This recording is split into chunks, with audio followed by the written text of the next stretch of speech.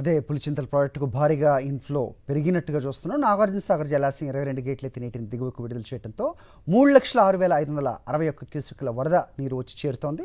దీంతో గేట్లు ఎత్తి నీటిని దిగువకు రిలీజ్ చేశారు. ప్రాజెక్టులో ప్రస్తుతం 164 అడుగుల మేర నీటి మట్టం ఉంటే 1,00,000 క్యూసెక్కులకు పైగా అవుట్ఫ్లో కనిపిస్తోంది.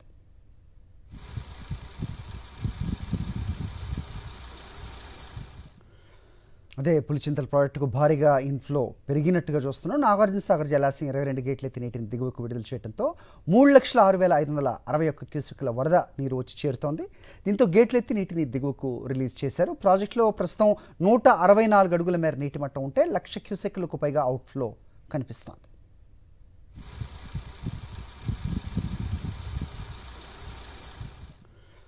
మూడు 3,06,561 క్యూసెక్కుల వరద నీరు వచ్చి చేరుతోంది. దీంతో గేట్లు ఎత్తి నీటిని దిగువకు రిలీజ్ చేశారు. ప్రాజెక్టులో ప్రస్తుతం 164 అడుగుల మేర నీటి మట్టం ఉంటే 1,00,000 క్యూసెక్కులకు పైగా అవుట్ఫ్లో కనిపిస్తోంది.